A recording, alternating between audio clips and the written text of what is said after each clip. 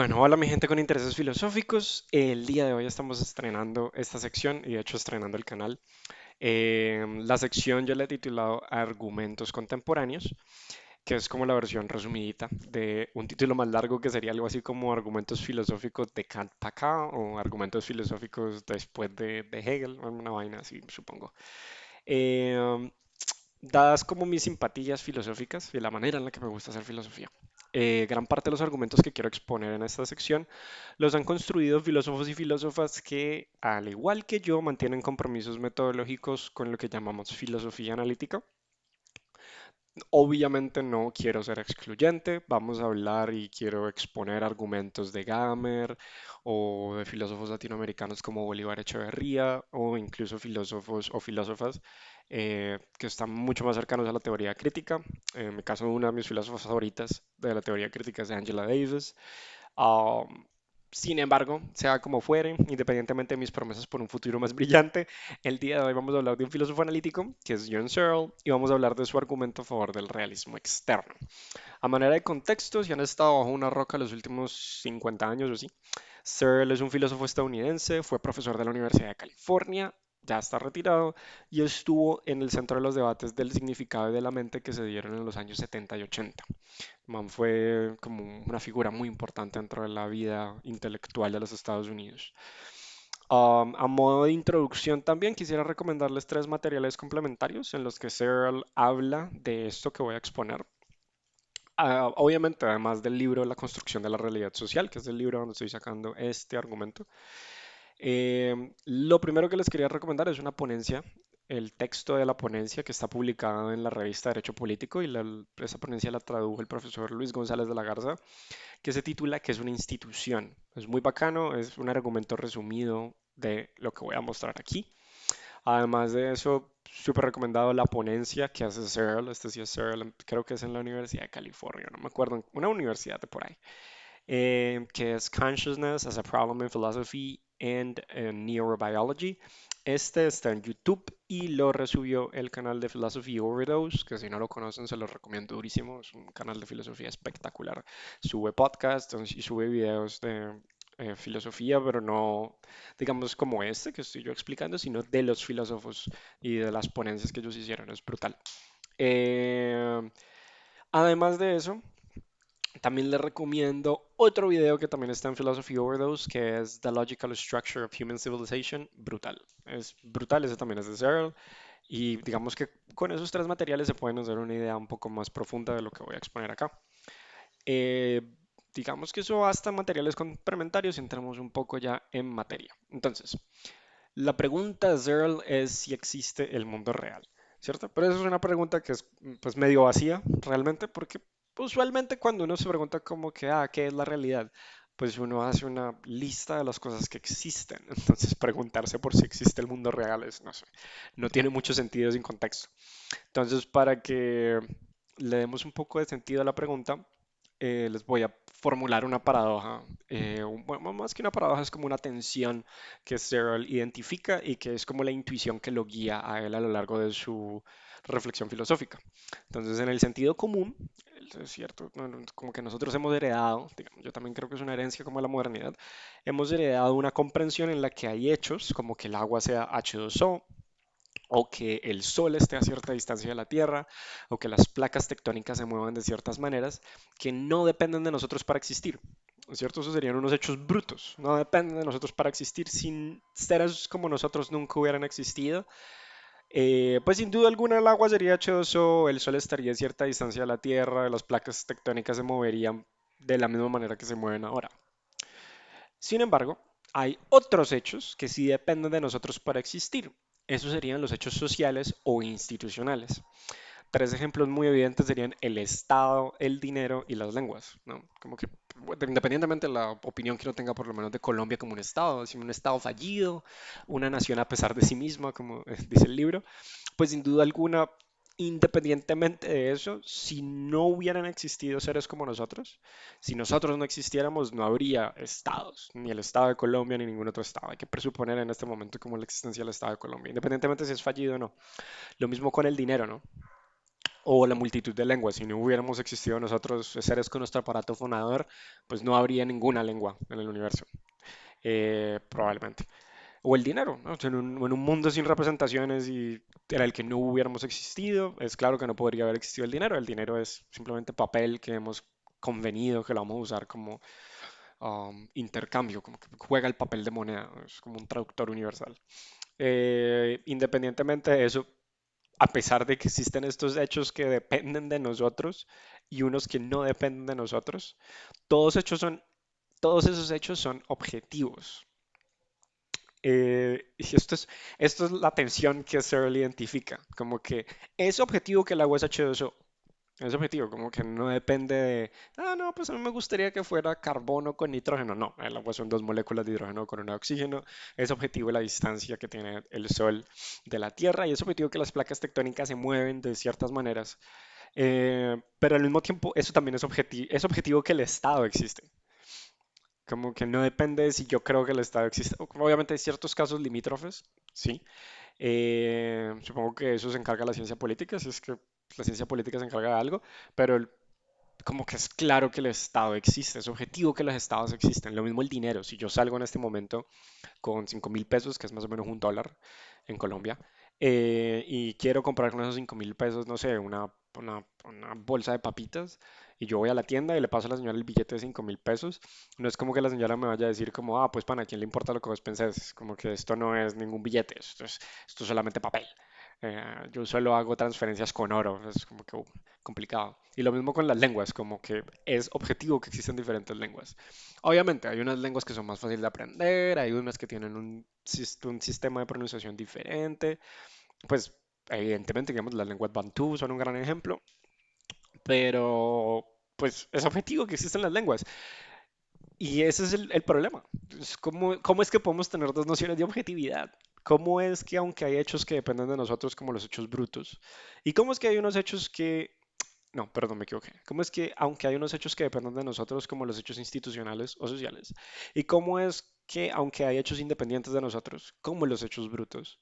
¿Cómo es que ambos tipos de hechos son objetivos? Entonces parece que tenemos que repensar o librarnos de ciertas confusiones que asociamos con los conceptos de subjetivo y objetivo. Y eso es como la empresa de Searle en los capítulos 7 y 8 de la construcción de la realidad social. Él va a tratar como de clarificar esta noción de dependencia y de defender esa distinción entre los dos tipos de hechos sin quitarles objetividad. Esa es la ruta o el argumento a favor de una postura o una tesis, no sé cómo llamarle, pero es como esta postura que se vaya a llamar realismo externo. Entonces, a ver, entremos aquí en algo terminológico que es importante. Searle nos va a decir que la distinción entre lo subjetivo y lo objetivo opera en dos niveles, ¿cierto? Entonces, el primer nivel, digamos que es como, pueden imaginarse que estamos como ascendiendo. Entonces, el primer nivel, el nivel más bajito, es el nivel epistemológico. La distinción entre subjetivo y objetivo opera en un nivel epistemológico. Es decir, que opera para lo que podemos conocer o lo que queremos conocer. Entonces dice Searle que hay unos enunciados cuyas condiciones de satisfacción, y aquí condiciones de satisfacción es simplemente una manera de decir condiciones de verdad, lo que haría verdadero un enunciado, son identificables independientemente de las actitudes psicológicas de la gente que los emite. Actitudes psicológicas es una palabra que los filósofos no hemos inventado, específicamente se la inventó Russell, eh, para hablar de estas disposiciones que tenemos y que son súper comunes. Les voy a poner tres ejemplos. Espero que llueva, creo que llueve, deseo que llueva, le tengo miedo a que llueva, no sé, odio que llueva, amo que llueva. Todos esos son actitudes psicológicas. Tenemos agentes, digamos, como yo o cualquiera de ustedes, que tiene unas actitudes psicológicas hacia ciertos contenidos, unas disposiciones hacia ciertos contenidos. Y hay enunciados cuyas condiciones de verdad o de satisfacción son identificables independientemente de esas disposiciones. Entonces, si yo digo, por ejemplo, que Van Gogh murió en Francia, eso es objetivo en el sentido de epistemológicamente objetivo. No depende de mis actitudes psicológicas para ser verdadero. Si es verdadero independientemente de si yo esperaba que Van Gogh muriera en España o si creo que Van Gogh murió en Alemania o si deseara que Van Gogh hubiera muerto en Argentina. Como que es verdadero que Van Gogh murió en Francia, independientemente de lo que yo quiera, desee, espere, le tenga miedo o ame. Es independiente de mis actitudes psicológicas. Sin embargo, hay otros enunciados que sí dependen de esas actitudes psicológicas, como Van Gogh es mejor pintor que Dalí. Eso es subjetivo, es para gustos colores, como decimos en Colombia. Es simplemente como que depende de tus actitudes psicológicas. No parece que haya que la condición o las condiciones de verdad de que Van Gogh es mejor pintor que Dalí se puedan identificar independientemente de nuestras actitudes psicológicas como agente que emite ese enunciado. Por lo menos a mí me parece mucho mejor pintor Goya, pero bueno. Eh, el segundo nivel, entonces estamos como en este primer nivel epistemológico de enunciados y de las condiciones de verdad de esos enunciados y de las actitudes psicológicas de los agentes que emiten esos enunciados. Luego subimos a la distinción ontológica entre lo subjetivo y lo objetivo. Esta aplica ya no para enunciados, sino para entidades. Entidades, por si no sé, por si están flojos en su lectura de Aristóteles, una entidad es una manera de decir algo que existe, cualquier cosa que exista. El problema es saber qué significa que algo exista, ¿no? Pero bueno, entonces como que entidades es cualquier cosa que existe. Y ontología, como ya famosamente dijo Quine, es la simplicidad del problema ontológico es que se puede formular en dos monosílabos castellanos. ¿Qué hay? ¿No? ¿Qué hay? ¿Qué existe? Si tenemos que hacer una lista, como la lista del mercado, sobre las cosas que pueblan el universo, qué cosas vamos a poner allí, ¿no? Vamos a poner los números, vamos a poner cuerpos, masa, vibraciones de cuerda, volúmenes de espacio y tiempo, ¿qué vamos a poner? Entonces, esa pregunta sobre qué es lo que existe, qué es lo que hay, es la ontología. Eh, Básicamente, dice Searle, que hay ciertas cosas cuyo estatuto como cosas que existen depende directamente de que alguien las experimente. Esas serían las entidades subjetivas. Si esas entidades no dependen de la existencia, las llamaríamos objetivas. Entonces, por ejemplo, el dolor. El dolor es una entidad subjetiva porque depende de los seres sintientes para existir. En un mundo sin seres sintientes,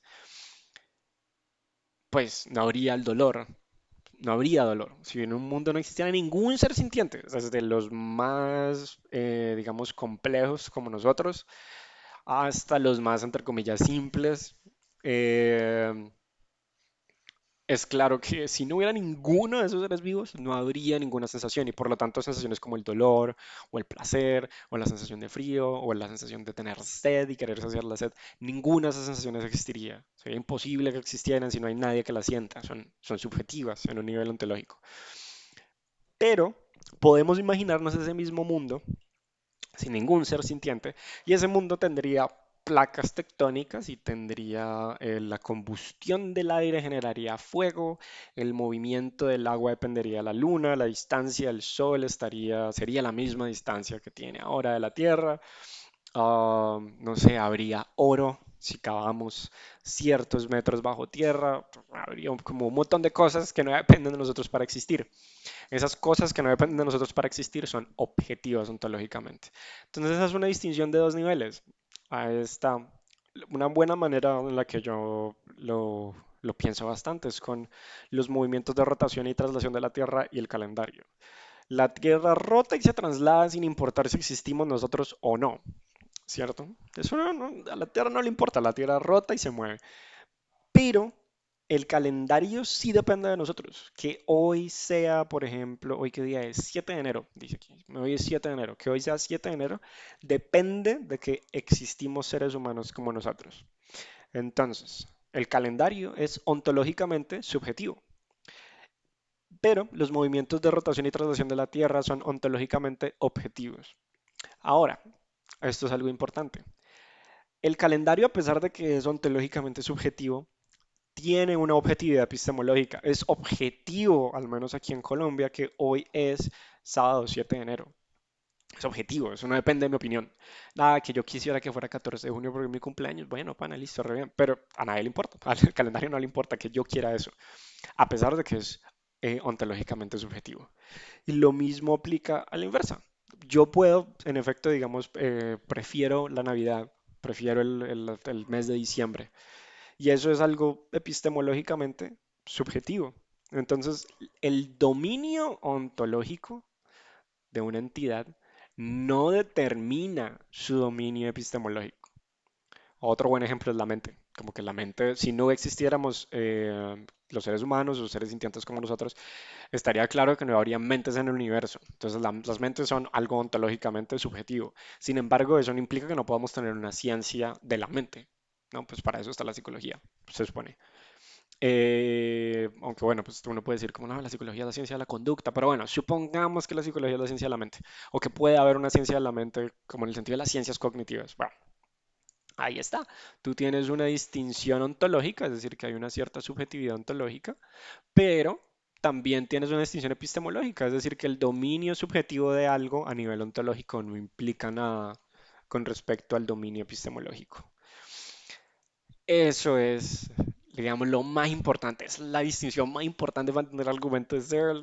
Eh, es un poco confusa, sí, lo sé, pero creo que es muy clarificadora. Es esos dos niveles en los que opera la distinción subjetivo-objetivo y que, si bien están relacionados entre sí, porque utilizamos los mismos conceptos para referirnos a esa distinción, no hay algún nivel de implicatura. No es como que si algo es ontológicamente subjetivo, entonces ya pa y la pana, pues no podemos.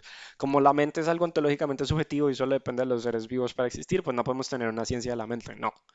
No, pues es que como el calendario depende de nosotros para existir, pues no es objetivo qué día es hoy. Claro, no es objetivo ontológicamente. Si no existiéramos, pues, hoy no sería ningún día. Pero es porque pues, en un mundo sin seres que se representan días, pues no habrían días.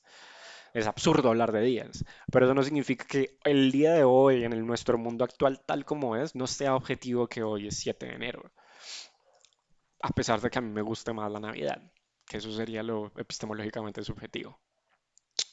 Entonces, eso es como lo más importante de este primer paso, digamos, que es lo que hace de hecho Searle en la ponencia en el libro, y es hacer esta distinción y dibujar esta distinción entre lo subjetivo y lo objetivo y los dos niveles en los que operan.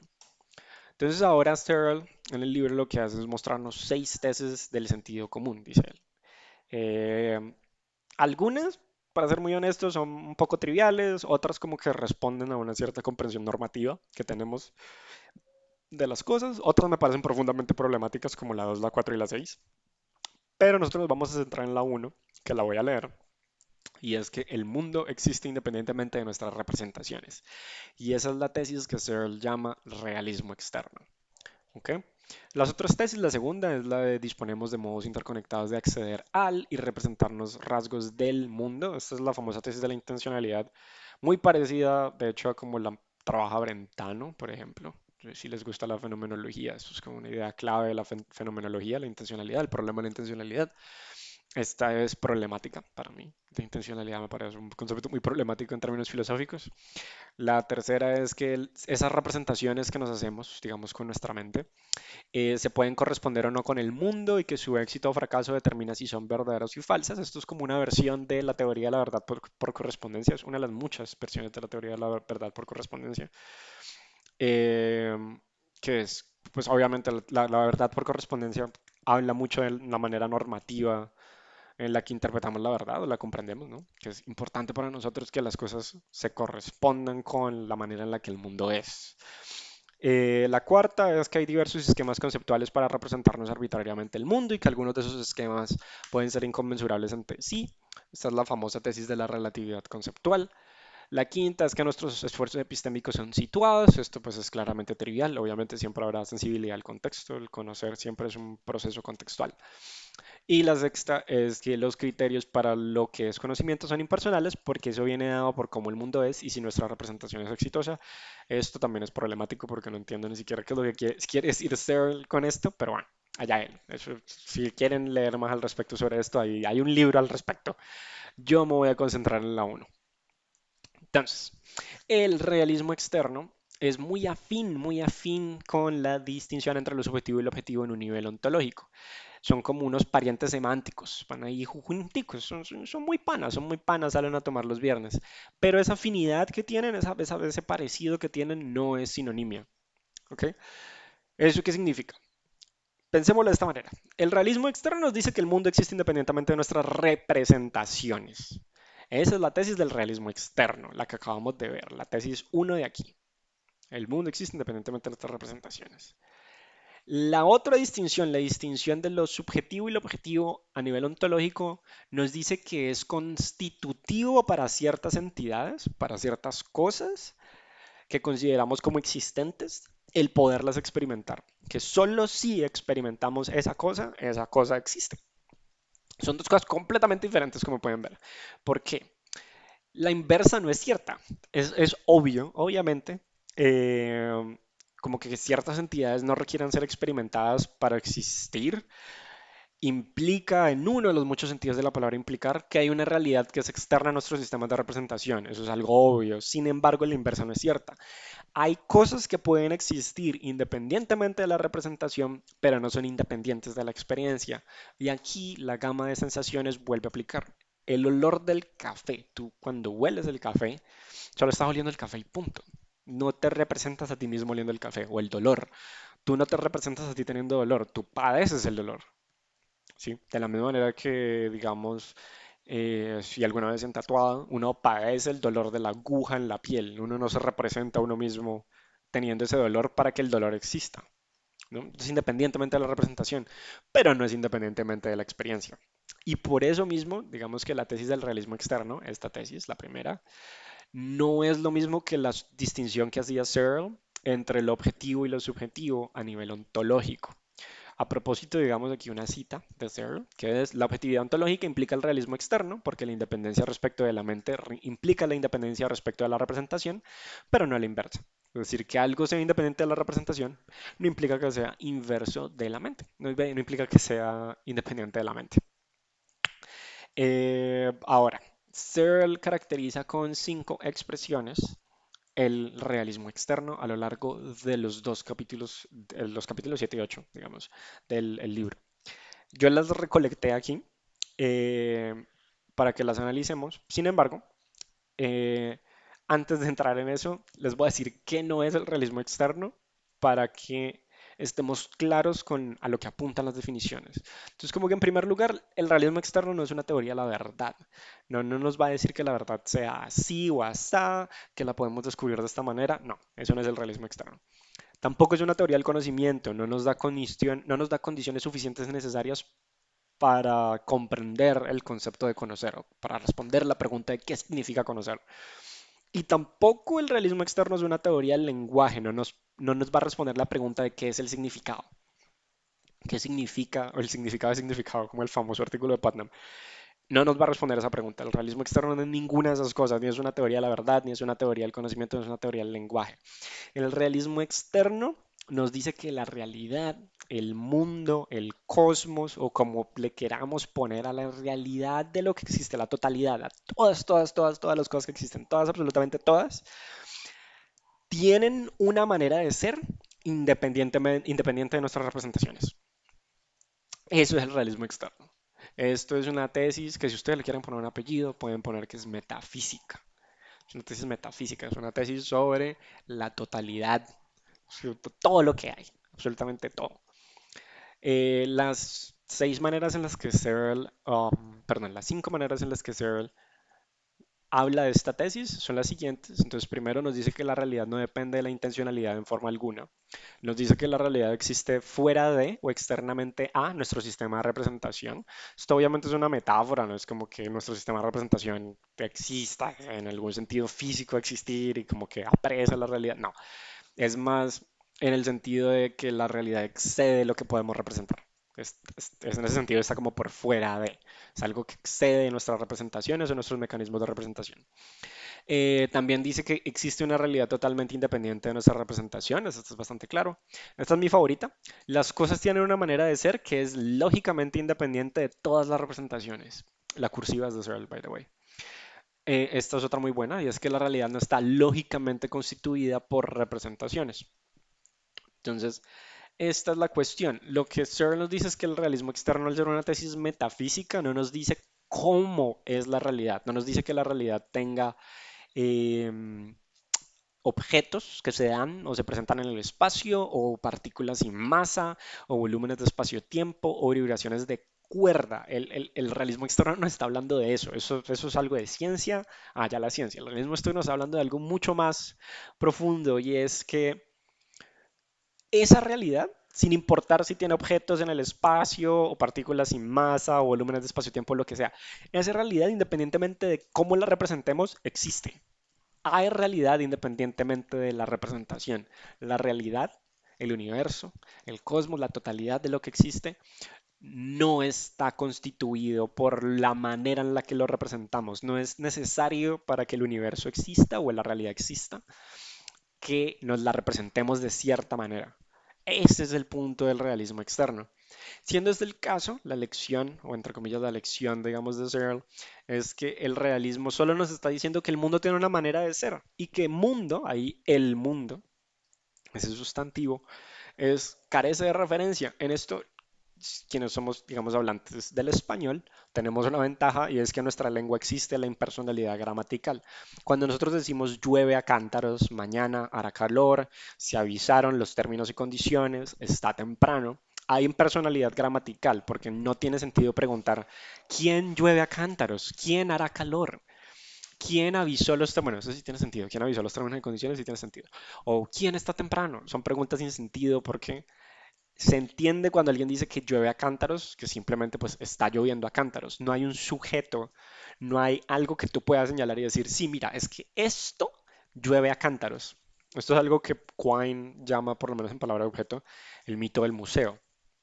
Es como que tenemos la creencia, o tenemos la tendencia a creer que cada vez que vemos un sustantivo, perdón, como el mundo, tiene que haber algo, ¿cierto? Como en un museo, hay un objeto al cual le hemos puesto de nombre, como un designador, el mundo.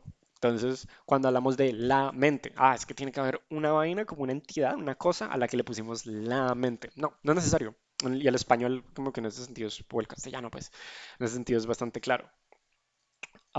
En ese sentido, como que el mundo, en la tesis del realismo externo, es una expresión sin referencia, es una impersonalidad gramatical, es como llueve a cántaros, ¿sí? O mañana hará calor. Pues bueno, de la misma manera, el mundo tiene una manera de ser independientemente de nuestras representaciones.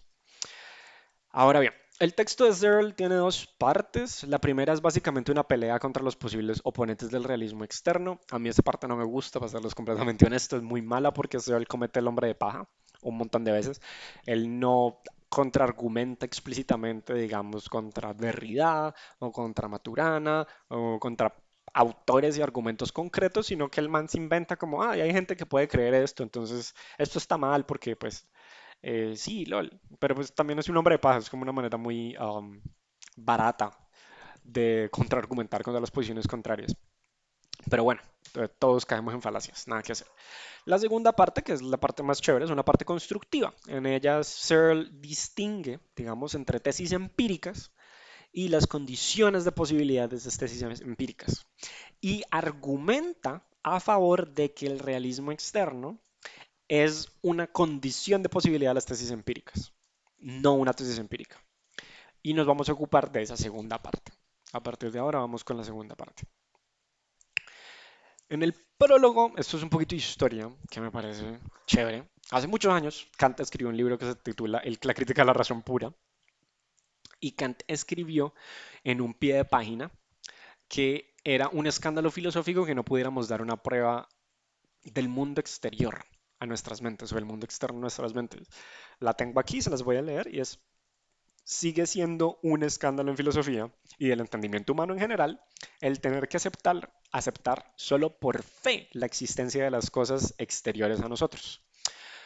El siglo pasado, si no estoy equivocado, fue en Cambridge, el pana George Moore creyó que bastaba, ¿no? Con alzar sus manos y decir, aquí tengo una mano y aquí tengo la otra, para contestar esas dudas escépticas, ¿no? Es la duda escéptica que nos heredó Descartes o Descartes, y dar una prueba al mundo exterior, ¿no?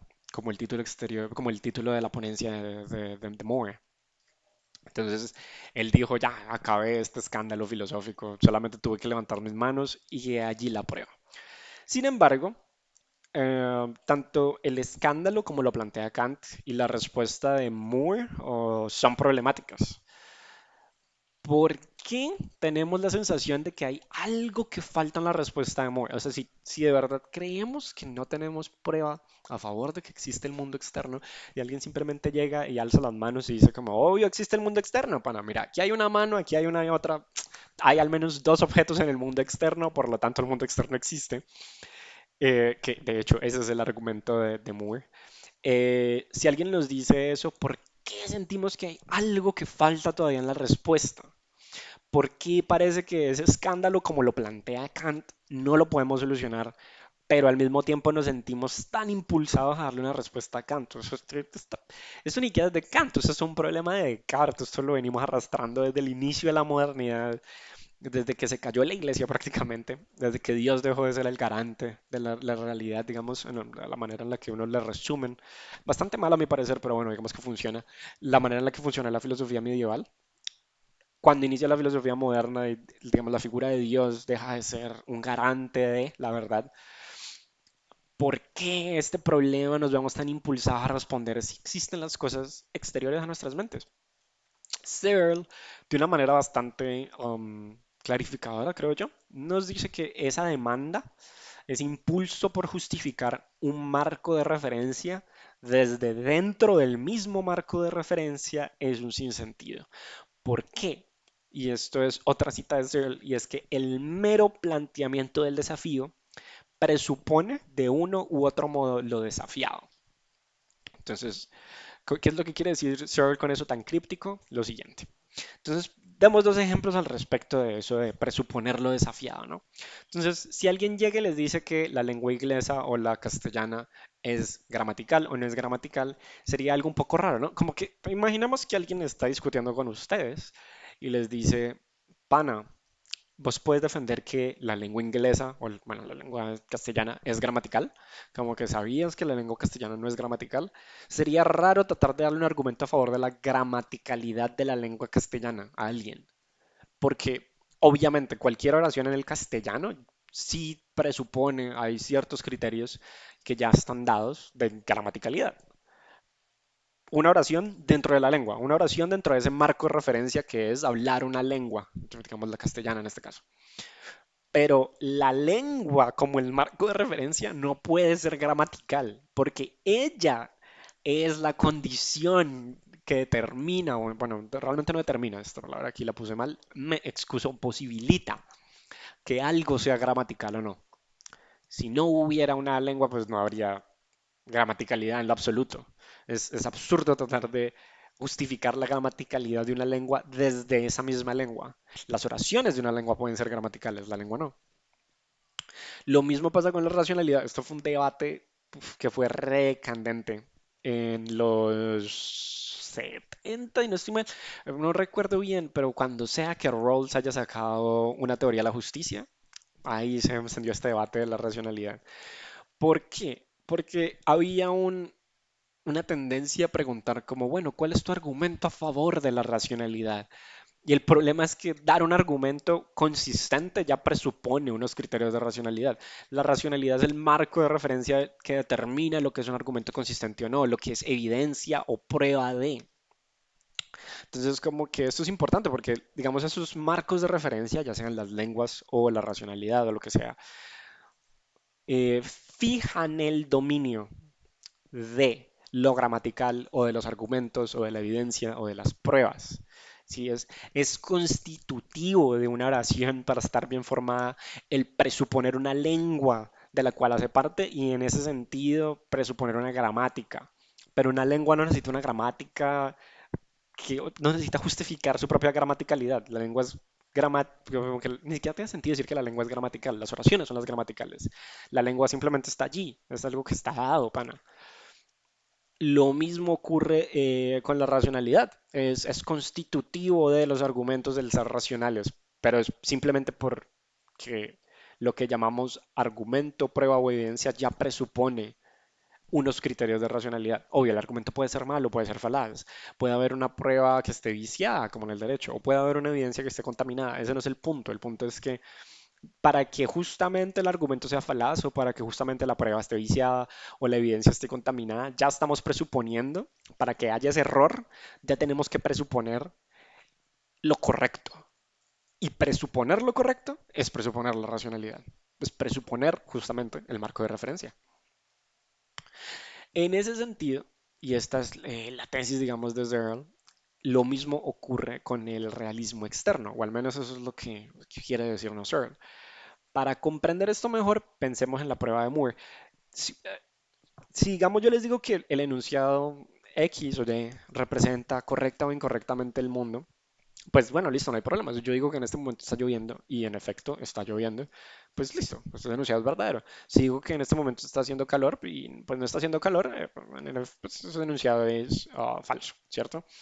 Pero de la misma manera no podemos mostrar que la afirmación de hay un mundo externo se corresponde con la manera en la que las cosas son en el mundo externo.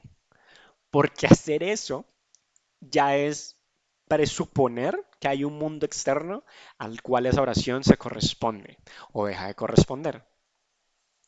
Entonces, ¿cómo decirlo de una manera no tan enredada para que el enunciado de, digamos, que existe un mundo externo a nuestras mentes, dar una prueba a favor de eso sería mostrar que en efecto hay un mundo externo a nuestras mentes? Pero ya presuponer, o sea, ya de hecho decir que existe un mundo externo a nuestras mentes, ya presupone la existencia del mundo externo a nuestras mentes. No podríamos probarlo de ninguna manera significativa, porque pues esa es justamente de hecho la condición de posibilidad de cualquier prueba. Entonces, de nuevo, ¿cuál es el problema de Moore? Como que siento que esto se puede entender mejor si analizamos el problema de la prueba de Moore. La formalización, por cierto, esta formalización de predicados no es mía, esta la hace Searle. Ah, creo que podría estar mejor, pero bueno, esto es como por amor a a la manera en la que Searle expone, lo puse tal cual él lo hizo. Entonces, según Searle, parte del error de Moore recae en su creencia de que el realismo externo habla de objetos en el espacio. Y esto es un error, digamos, pues de definición que ya Searle nos había dado, y es como que el realismo externo no nos está hablando de objetos en el espacio, o partículas sin masa, o volúmenes de espacio-tiempo, o lo que sea. El realismo externo no tiene referencia. La otra parte del error, y esta es la filosóficamente interesante, es que si yo digo, y este es el punto de la formalización, si yo digo que no existe un X tal que X sea dinero y está en mi billetera, no hay al menos un objeto que satisfaga esos predicados, no se sigue. Yo de eso yo no puedo concluir que existe el dinero. Si yo digo que no existe al menos un objeto que cumpla la característica de ser dinero y estar en mi billetera, no se sigue de eso que exista el dinero. ¿Ya? Sin embargo, y esto es lo más importante, solo tiene sentido decir que no hay un objeto abstracto, concreto, que sea dinero y que esté en mi billetera, si presupongo que existe el dinero. Y eso es lo importante. ¿Sí? Como que la expresión en cuestión, cuando yo miro mi billetera y digo, pana, no tengo plata, soy asado. Esa expresión solo tiene el sentido que tiene, solo la podemos interpretar del modo en el que lo hacemos, en el supuesto de que el dinero exista. Sin embargo, el hecho de que yo vea mi billetera y no vea dinero no es prueba de que el dinero existe. En ese sentido, como el realismo externo no nos dice cómo son las cosas, ¿sí? Eso sería como tratar de decir que la representación representa. Más bien lo que hace es establecer un espacio de posibilidades. Y eso es lo más importante. Solo tiene sentido decir que tenemos, que aquí hay una mano, ¿no? Y aquí hay otra, si presuponemos el realismo externo. Ya en el mismo decir aquí hay una mano y aquí hay otra, la prueba de Moore, está presupuesto el realismo externo. El realismo externo es un espacio de posibilidades, un horizonte de sentido, establece el dominio o el límite de lo que podemos decir, es un trasfondo heredado, o si lo quieren decir como alguna vez lo dijo Kant, es la condición de posibilidad del sentido. Es un espacio de posibilidades para decir cosas con sentido. Ese es el argumento de Moore, de, qué pena, ese es el argumento de Searle. Ya está apuntando el hombre. A partir de aquí, entonces, Searle nos va a dar dos argumentos a favor del realismo externo. Y son argumentos trascendentales en el sentido kantiano del término. Es decir, ¿cómo es posible que esto se dé de esta manera? Que cierta práctica o actividad se dé de la manera en la que se da. Y la respuesta a esa pregunta de cómo es posible sería presuponer el realismo externo. Entonces, este es el primer argumento para el idealista. El idealista es una persona que cree que toda la realidad solo es un conjunto de estados de conciencia. Entonces, ¿cómo le argumentamos a esa persona? Bueno, el punto de partida es muy sencillo. Es el caso que nos comunicamos gracias a que hay identidad interpretativa. Es decir, nos comunicamos satisfactoriamente la mayor parte del tiempo y tenemos bien adquiridas unas interpretaciones normales, reguladas, para un amplio número, amplísimo número de actos de habla. ¿Cierto? Entonces, muchos de los hablantes competentes del castellano interpretamos lo que se nos dice satisfactoriamente, al menos la mayor parte del tiempo. Obviamente hay malentendidos y todo, pero la mayor parte del tiempo entendemos lo que una persona nos dice, somos capaces de interpretarlo. Eh, Esto se puede, digamos, visualizar bastante bien con Moore, de hecho. Porque siempre dar esa interpretación, siempre interpretar de manera correcta, presupone unas condiciones de posibilidad y damos por sentadas esas condiciones de posibilidad al momento de interpretar. El mejor ejemplo es el de Moore. ¿Por qué? Nosotros ya, cuando Moore dice aquí tengo una mano y aquí tengo otra, ya damos por sentado una cierta relación que tienen las manos de Moore con su cuerpo. Sería muy diferente si estando en Cambridge Moore hubiera dicho aquí tengo una mano, hubiera sacado una mano mutilada y en el banco tengo otra. Habría cambiado bastante la interpretación de la oración. Lo mismo pasaría si por lo menos no interpretamos que cuando Moore dice aquí tengo una mano y aquí tengo otra, son dos manos que le salen de las orejas, ni interpretamos que su cuerpo es del tamaño de un grano de arena y las manos son del tamaño del océano Atlántico, ni interpretamos que las manos aparecen y desaparecen como un halo de luz intermitente, como si estuviéramos en un rave. No, nosotros sabemos que cuando Moore dice aquí tengo una mano, aquí tengo otra, sabemos cómo interpretar satisfactoriamente eso de antemano. ¿Cómo es eso posible? ¿Cómo es posible que haya interpretación normal y que nos comuniquemos satisfactoriamente la mayor parte del tiempo? Ah, porque el lenguaje es público. ¿Qué significa que el lenguaje sea público? Que presuponemos una realidad que no está constituida por nuestras representaciones. Pero presuponer una realidad que no está constituida por nuestras representaciones, es decir, que el lenguaje sea público, nos compromete con el realismo externo. Esa es la tesis del realismo externo. Es decir, el significado de quizás todas las expresiones bien formadas presuponen un mundo compartido, un universo, un cosmos, una realidad en la que es posible el acuerdo y también obviamente el desacuerdo, únicamente en la medida en que esa realidad no depende de mis representaciones. Y si la representación no es constitutiva del universo, hemos llegado al realismo externo. En ese sentido, la interpretación normal, es decir, que de hecho, que en efecto tengamos interpretaciones normales para gran parte de los enunciados del castellano y bueno, de múltiples lenguas, y que en efecto, eh, digamos, nos comuniquemos satisfactoriamente la mayor parte del tiempo, presupone o nos lleva a el realismo externo, a que la realidad no está constituida por representaciones humanas y abandonar la tesis del realismo externo, siendo ella la condición de posibilidad de la interpretación normal de la comunicación satisfactoria, implica necesariamente abandonar la comunicación, implica perdernos los unos a nosotros, la capacidad de interpretarnos. Y entonces, ¿qué haremos con Berkeley? Bueno, Berkeley queda en deuda. ¿Qué tipo de interpretación es posible? El precio, y aquí cito a Searle, el precio de abandonar el realismo externo es el abandono de la interpretación normal. Y si alguien desea abandonar la interpretación normal, queda en deuda con nosotros. Nos debe aclarar qué tipo de interpretación es posible. Ese sería el argumento para el idealista. Ahora el segundo argumento sería para el constructivista, que es, digamos, esta persona que cree que la realidad solo está constituida por representaciones, solo, exclusivamente por representaciones. Entonces, ¿qué le diríamos? Bueno, pensemos en estos cuatro enunciados. El Monte Everest tiene hielo en la cúspide, el Monte Everest no tiene hielo en la cúspide. ¿Me debes dinero? No, me debes dinero.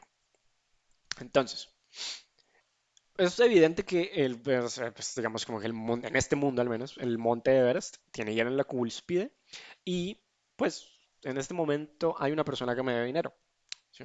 Sin embargo, en un mundo sin ninguna representación, si no hubiera ni un solo ser capaz de representar el mundo, también podría ser el caso que el monte Everest tuviera hielo en su cúspide, pero no podría ser el caso que alguien me deba dinero.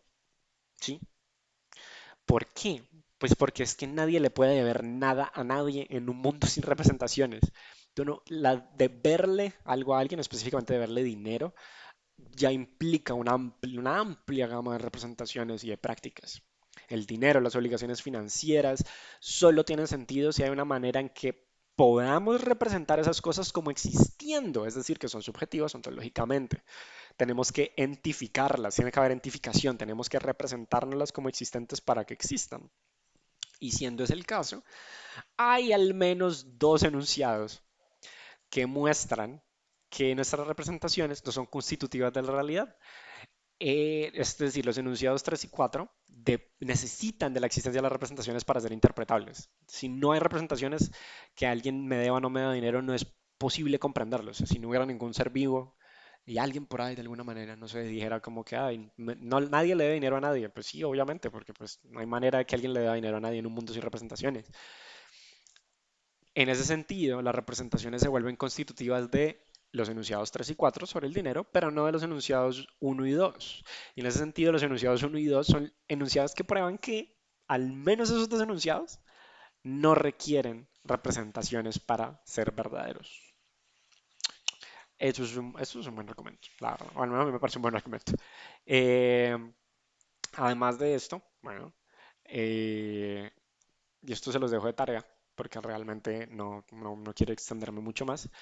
Searle dice que la forma lógica de los hechos sociales o los institucionales ya presupone la existencia de los hechos brutos, porque la forma lógica de un hecho social es X cuenta como Y en el contexto C y de ahí para arriba. Entonces, pensémoslo de esta manera. En este momento yo estoy hablando en castellano, estoy explicando filosofía, ¿cierto?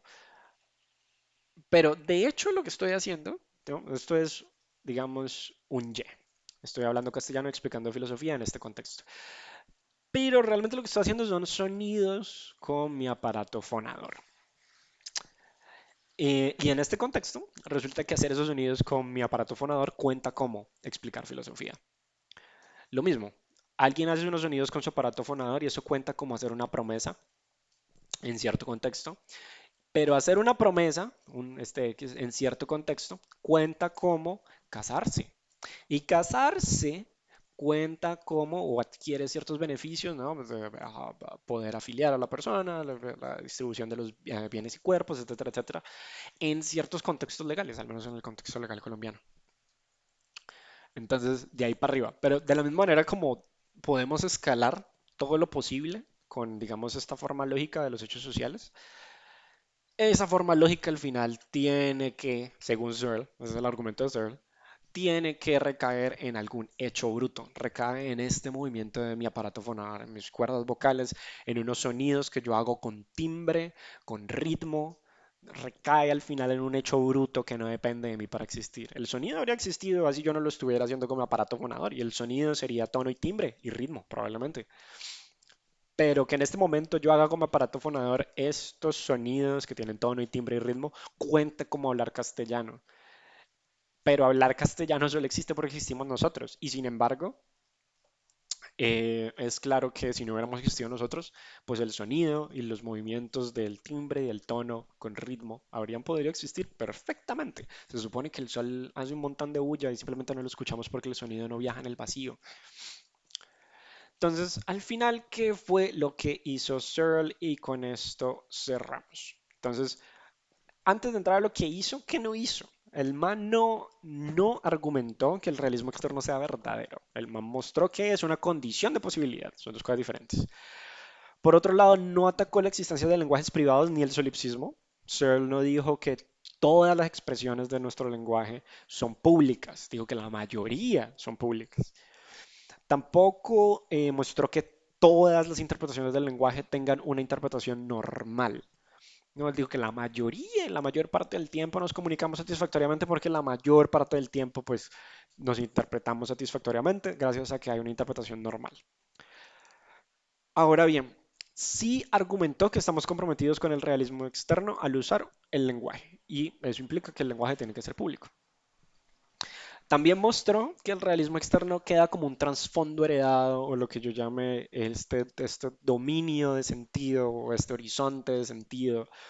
Y en ese sentido no es una cuestión de estados intencionales. No creemos en el realismo externo en algún sentido de creer, no lo mantenemos por verdadero. El realismo externo, si algo, es el horizonte de posibilidad. Es decir, el realismo externo nos permite tener creencias, intenciones, deseos, esperanzas. Y por último, Searle también argumentó que la falsedad necesita tanto al mundo como la verdad. Es decir, que el realismo externo no tiene tanto que ver con cómo en efecto conocemos, eso es una tarea mucho más científica, sino con cómo es posible conocer, cómo es posible el conocimiento. Esa es, en la versión de Searle, digamos, la tarea filosófica. Bueno, ya eso sería básicamente todo. Muchísimas gracias si llegaron hasta acá. Muchas gracias por haberme escuchado. Si tienen dudas, recomendaciones, amenazas, comentarios, siéntase libre de hacérmelo saber. Y bueno, nos vemos en el próximo video.